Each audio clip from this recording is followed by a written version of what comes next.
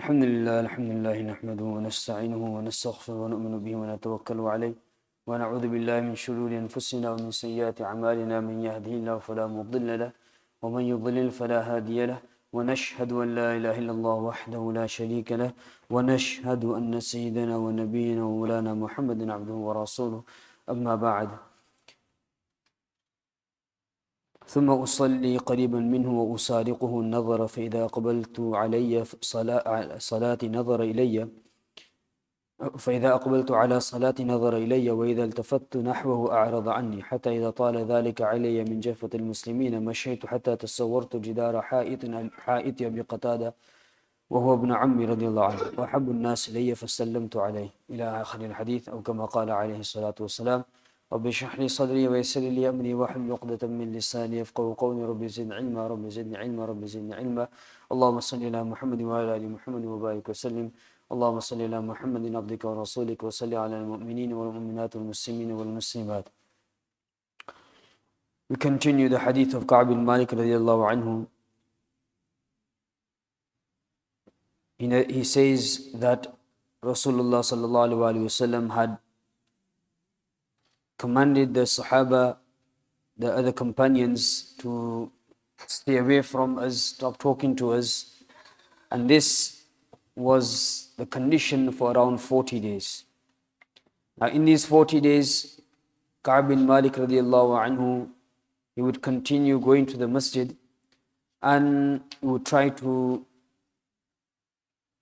take an opportunity and seek to see if Nabi sallallahu alaihi wasallam is looking towards him. So he says that when I used to pray my namaz near Nabi sallallahu alaihi wasallam, I would just take a peek and to see if Nabi sallallahu alaihi wasallam is paying any attention towards me. So he says that when I used to see that he is looking at me and my eyes used to fall towards him, immediately he would turn away. So he would just make it seem like that Nabi sallallahu alaihi wasallam is not looking towards Ka'b bin Malik radiallahu anhu, but Nabi sallallahu alaihi wasallam would still look towards Ka'b bin Malik radiallahu anhu. حتى إذا طال ذلك علي من جفة المسلمين مشيت حتى تصورت جدار حائط أبي قتادة. This condition continued because once I climbed up to the wall of the garden of my cousin brother Abu Qatada radiallahu anhu. And Abu Qatada radiallahu anhu is my cousin. He was very close to me. So I walked into his garden and I did salam to him. And فَوَاللَّهِ مَا رَدَّ عَلَيَّ السَّلَامِ. And Abu Qatada radiallahu anhu did not reply verbally. He did not answer me. Ka'b bin Malik radiallahu anhu, he entered the garden of Abu Qatada radiallahu anhu without any permission. And he just went in. Now, we also need to understand here that at times when we enter our homes or if we enter the homes of our relatives or of our friends, there are different rulings. If a person is entering his own home, obviously he is the owner of the home. He can walk into his home, doesn't need to seek permission. He doesn't need to seek permission. If a person is entering the home of a friend, he has to take permission before he enters. And at times when we are entering the homes of our relatives, now here, depending how close a relation is, who the relative is, Allah subhanahu wa ta'ala has spoken about seeking permission in Surah An-Nur. Surah An-Nur is in the 18th juz. The scholars even say that this one surah discusses about the ruling of hijab, veils, and also the verses of seeking permission, whose house are we allowed to enter without permission and whose home we should take permission. So scholars explain that this Surah An-Nur should be studied and discussed, especially with our daughters, as it has important rulings about keeping themselves safe and secure. So Allah subhanahu wa ta'ala has spoken in detail that there are 3 times of the day where we should seek permission. There are 3 times a day especially where we should seek permission before we enter the room, before enter the home. One of it is before Fajr Salah. Before Fajr Salah meaning when you are asleep in the morning time. Generally a person, is in his own home sleeping clothes, is in pajamas, and not everybody would like to be seen in the pajamas. So this is the time. There are 3 times where the person is not in his normal clothes, or it's possible that the person is in such a condition that he doesn't want other people to see him. So one is at Fajr time. Number 2 is in the afternoon time, the time of Qaylula, and you have a nap in the middle, in the afternoon time. And the second one is the after Isha Salah, before going to bed. So these are the 3 times especially when we should seek permission. Now, obviously, when we are in our own homes, we may have siblings, we may have brothers, sisters. Should we enter their home enter into their rooms without permission or not? We have to use common sense. Especially if the brother or the sister has reached the age of puberty, then obviously at that time, we shouldn't just barge in without knocking on the door. It is possible that they may be asleep, it is possible they may be changing, and obviously we don't want to walk into such a condition.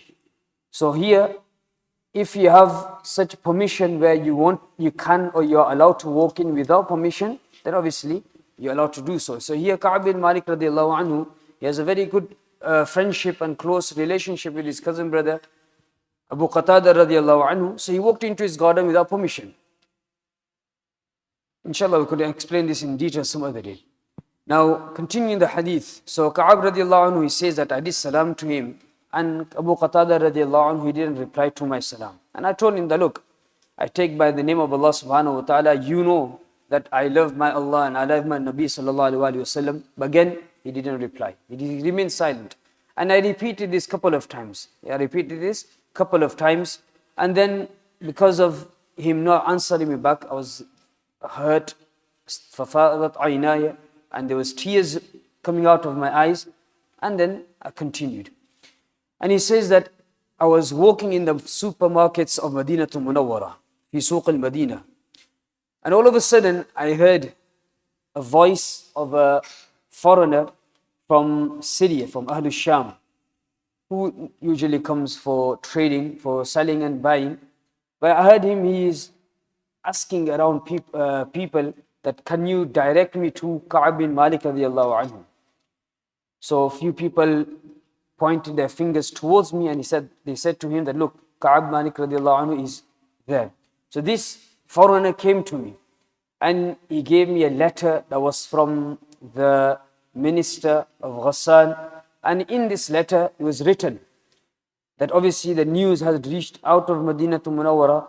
And he says that this letter which was given to me from this minister, he says to me, it was written in this letter that we have heard that your people and your companions have isolated you and have stopped talking to you. So why don't you come over to us, and we will honor you, we will look after you, we will take care of you, and we'll give you respect. Now when he had this letter, again he says, yet حين قرأتها وهذه أيضا من البلاء. Immediately when I read this letter, I realized that this is another test from Allah subhanahu wa ta'ala. He's been going through so much difficulty and challenges already. When this letter came to him, his iman was such that he realized that this is a test from Allah subhanahu wa ta'ala. فَتَيَامَمْتُ بِهَا التَّنُّورَ فَسَجَرْتُهَا بِهَا.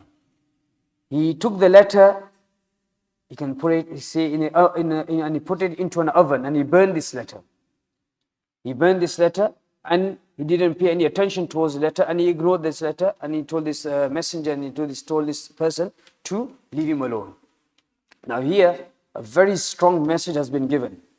Ka'ab bin Malik radiallahu anhu, he's in this condition. Nearly 40 days has gone by, where people have stopped talking to him.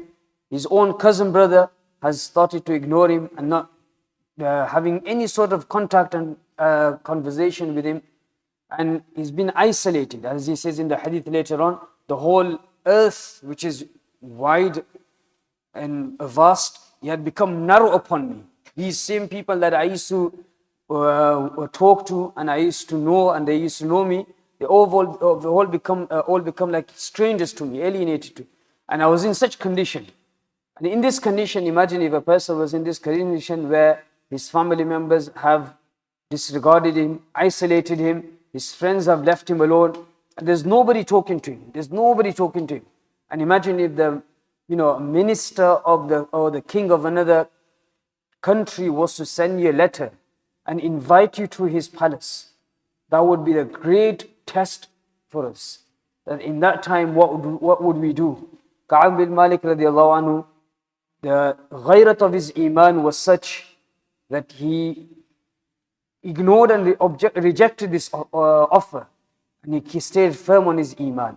So this is what we need to realize. This is what we need to realize. First of all, the whole message is in the tafsir and the commentary of Surah Al-Kafirun. Surah Al-Kafirun, where the background of this surah is that in the time of Nabi sallallahu alaihi wasallam, the believers were tortured. They were tortured in such a way that people, could not even think how that much prosecution and torture they suffered. Alhamdulillah, we are not going through any of this at all. So at that time, the disbelievers of Makkah al-Mukarramah came to Nabi sallallahu alaihi wasallam and they said, look, why don't we do this, that one year you worship our idols and the next year we will worship your God. Why don't we compromise here? Why don't we just come to a level of agreement so both of us can live in peace?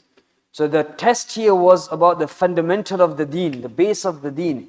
So Allah subhanahu wa ta'ala revealed this in the surah and gave a clear message. Lakum dinukum waliya din. You have your religion, we have our religion. You do what you want, we will do what we want. We cannot compromise on the fundamentals of our deen. So Nabi sallallahu alaihi wasallam is giving this strong message to the disbelievers of Makkah al-Mukarramah. However, if it's for worldly benefits, if it's for worldly aspect, Nabi sallallahu alaihi wasallam in the Treaty of Hudaybiyah, the conditions that were put were only for the worldly benefits. He compromised them. So the message that given here is that if it's got to do with our deen, if it's got to do with the practices of our religion, we do not compromise. If it's for worldly benefits, then maybe we can come to an agreement. So here, sometimes it happens, people compromise their religion because of fame, because of wealth, sometimes because of culture, and they, Allah protect us, Allah protect our iman. They end up diluting their iman, their faith, and they don't, as they say, that they can't even realize that if the person is still a Muslim or not. So this is a strong message. Yes, a time is going to come where practicing upon the religion is going to become difficult. Nabi sallallahu alaihi wasallam has clearly said that the time is going to come where to practice upon the deen will be like holding on to a hot coal. And it is that time we go from our young age, we try to, for example, in the school environment, we try to pray namaz. It is not that easy. It is not easy just to put musalla out and start praying namaz. It's a challenge. Alhamdulillah, there are some students, mashallah, they fight the case, and alhamdulillah, through their fikr and through their du'as and the effort, alhamdulillah, there are places where they are able to pray the salah. But it's a challenge for them. So to pray the namaz, for example, in open, it becomes difficult. And then obviously, if you go on to other aspects of religion as well, where you work, is a mixed environment or not mixed environment? Who do you conversate with? Who do you talk to? Who are you in contact with? Who do you shake hands with and who do you not shake hands with? And who are you able to talk to or not able to talk to? So there are so many aspects of our religion where it becomes difficult for us to practice upon it. So the time is going to come where it will become difficult. However, Nabi sallallahu alaihi wasallam in the version of Tirmidhi Sharif, where Nabi sallallahu alaihi wasallam mentions that when the time is going to come about sabr, the days of sabr are going to come where you be patient and continue practicing upon your religion. When you continue practicing upon your religion, what will happen? Nabi sallallahu alaihi wasallam, he says that in that time, a person will get mithlu ajri 50 rajulan ya'maluna mithla amalikum. that a person who holds onto the deen at the time where it is difficult to practice upon the deen, that person will earn the reward of 50 people practicing the religion. He will earn the reward of 50 people practicing the religion. So time is like that, but if a person is firm and his yaqeen is there, and he is, connection with Allah subhanahu wa ta'ala is there, then Allah subhanahu wa ta'ala will open the doors. Allah subhanahu wa ta'ala will make it easy where a person is able to practice upon his religion. And not only that, because of him being firm on his religion, at times he opens the doors for other people. He opens the doors of other people. Just for example, in the field of, becoming a policewoman, for example. Now those sisters of ours who are in this area, are we allowed to be there or not? That's a different ruling. But those who stood firm on the values of Islam and Muslims, and they stayed firm on this, alhamdulillah, because of their effort, now it is easier for a Muslim woman to become a policewoman and still cover their body, still cover their hair. So when you stay firm on the religion and you continue practicing on the religion, then not only that you benefit, inshallah, other people will also benefit. So for our children, when you go to schools, your school might not have the namaz facilities. Your school might not have the namaz facility. But if you look, there may be some of you, there may be 5 of you, there may be 10 of you, there may be 20 of you. Some of the schools are such that the majority of the students are Muslims. But the fikr is not there, the worry and concern is not there. So there's no prayer facilities. But inshallah, if some of the students together, with a good conversation with the head teachers and those who are responsible individuals, when they inshallah have the conversation, then Allah subhanahu wa ta'ala will make it easy that they are able to pray the salah, and the prayer facilities will be available for everybody. So the message that we learn from here, where Ka'ab bin Malik radiallahu anhu received the letter from the Malik of Ghassan, the minister of Ghassan, about coming over to his place and they would be honored. The message that we learn from this is that stay firm on our religion, stay firm on our deen. Our deen is the true religion. Our deen is the one that will give us success in this world and success in the hereafter. There is no other religion who has this claim to be the true religion, or to be the last and the final religion, or the religion that is accepted by Allah subhanahu wa ta'ala. This is the religion that our Islam is the only religion that we can say with true conviction and yaqeen that is the true religion and is going to be accepted by Allah subhanahu wa ta'ala. Therefore, we should not have any doubt on our religion. We should stay firm on our religion. First of all, study the deen. When we are in the madrasa, when we are going through the syllabus of the kitab, pay attention as much as possible. And remember, when we finish the madrasa syllabus, when we have come to an age that we may be leaving the madrasa, that does not mean that we stop studying. That does not mean that we stop studying our religion. Our religion is for our life. So as long as we are living in this world, we need to continue educating ourselves. We need to continue studying our religion. There's so many aspects of our religion that is not even covered in the madrasa.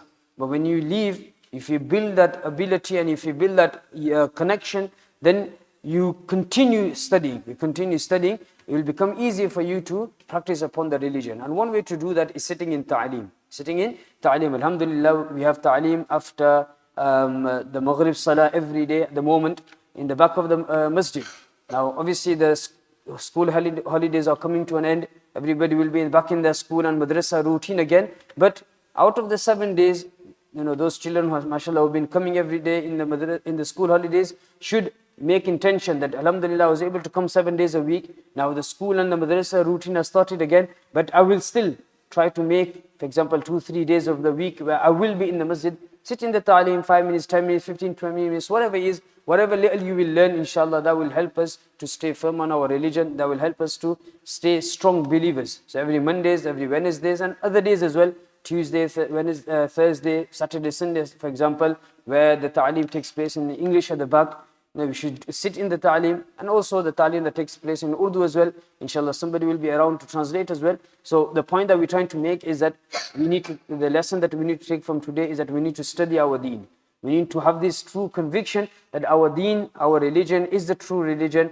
And I am a Muslim, and I will continue to be Muslim, and I will die with this religion, I will die with this Islam, and I will continue to live as a Muslim and die with this Iman. inshallah, on the kalima la ilaha illallah Muhammadur Rasulullah. And one way to do that is obviously study, practice, and make dua to Allah subhanahu wa ta'ala. One of the verses that we discussed with the students on last Wednesday is رَبَّنَا لَا تُزِغْ قُلُوبَنَا بَعْدَ إِذْ هَدَيْتَنَا وَهَبْ لَنَا مِن لَدُنْكَ رَحْمَةً إِنَّكَ أَنْتَ الْوَهَّابُ.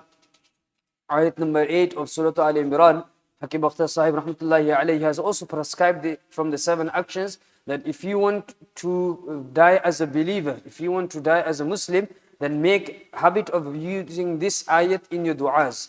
Using this ayat as in your du'as, that Allah subhanahu wa ta'ala, do not make my hearts go deviated and go astray after you have given us guidance. After you have given it guidance, do not take me off track, do not take me astray. So by reading this dua and making this dua inshallah and practicing upon the religion, Allah subhanahu wa ta'ala will make it possible for us to live as a Muslim and also die as a mu'min and die with this iman. May Allah subhanahu wa ta'ala strengthen our iman. May Allah subhanahu wa ta'ala protect our iman. May Allah subhanahu wa ta'ala make it possible for us to study our religion and practice upon it. Allahumma ameen. Inshallah we'll continue the hadith next week. Subhanallah bihamdi, subhanakallah bihamdik, nashhadu la ilaha illa anta, nastaghfiruka wa natubu ilayk. Allahumma salli ala Muhammad wa ala ali Muhammad wa barik wa sallim. Subhana rabbika rabbil izzati amma yasifun wa salamun ala al-mursalin walhamdulillahi rabbil alamin bi rahmatika ya arhamar rahimin.